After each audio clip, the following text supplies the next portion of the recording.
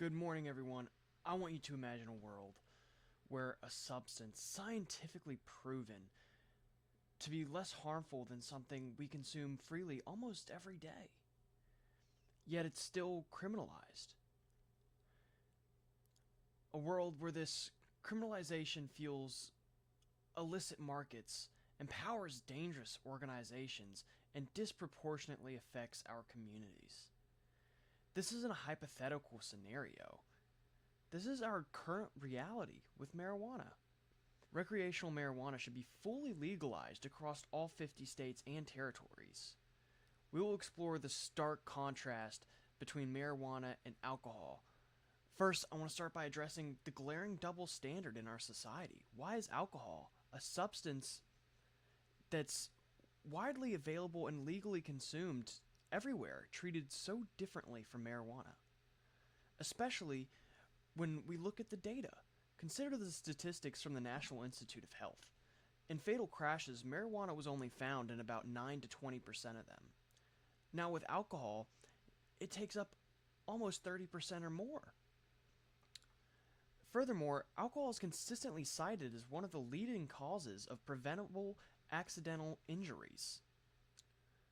The numbers speak for themselves. If we as a society permit and regulate the consumption of alcohol, a substance that is linked to significantly more harm, more accidents, and more preventable injuries, then the criminalization of marijuana lacks any logical basis. It's an inconsistency that we can no longer afford to ignore. Beyond the safety, the current prohibition of marijuana has severe unintended consequences that directly undermine public safety. It actively encourages a thriving black market. And what does a thriving black market bring along with it? Illegal guns, gangs, and other types of organized crime. By maintaining marijuana's illegal status, we are inadvertently yet directly funneling billions of dollars into the hands of criminal organizations and cartels. Prohibition doesn't eliminate marijuana use, it simply pushes it underground, making it unregulated, untaxed, and far more dangerous for everyone involved. In an interview I conducted with a local smoke shop owner, he said, "We've almost had to close down several times, simply because of regulations put in place over some of the legal products that he was selling. But they were then made illegal. This is destroying jobs. Imagine the alternative of a regulated legal cannabis industry.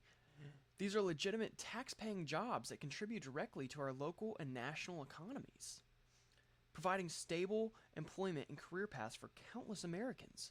Of course, concerns about increased availability and potential misuse are valid, and we must address them responsibly. Sources like the Gale Cengage Group highlight that increased availability can heighten the risk of intentional accidental misuse, especially with cannabis-infused items that might look like candy and appeal to children."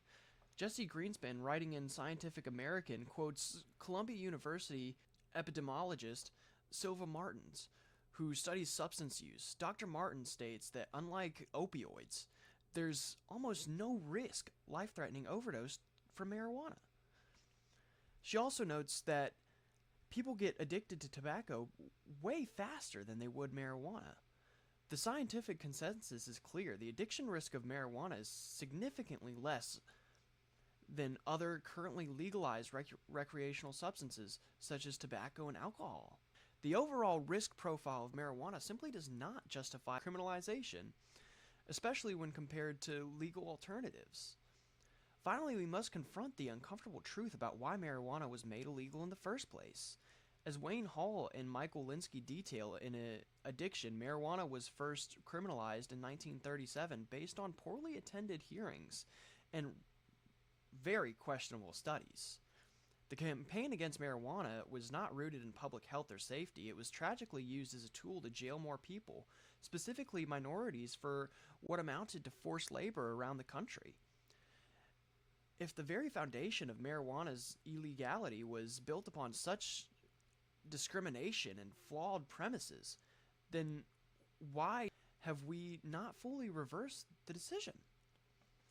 Continuing prohibition perpetuates a system rooted in injustice and disproportionately impacts marginalized communities. It's a relic of a prejudiced past that has no place in a just and equitable society. In conclusion, the case for recreational marijuana legalization is overwhelmingly clear. It is a substance less harmful than legally available alcohol, yet its prohibition fuels dangerous black markets and crime while risks of addiction and misuse exist. They are manageable through regulation and education, not through continued criminalization. Most importantly, its history is steeped in discriminatory practices that demand rectification.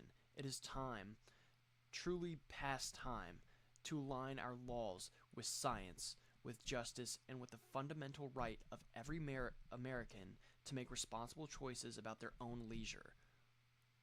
Let us choose progress over prejudice, evidence over outdated dogma. It's time to legalize marijuana now.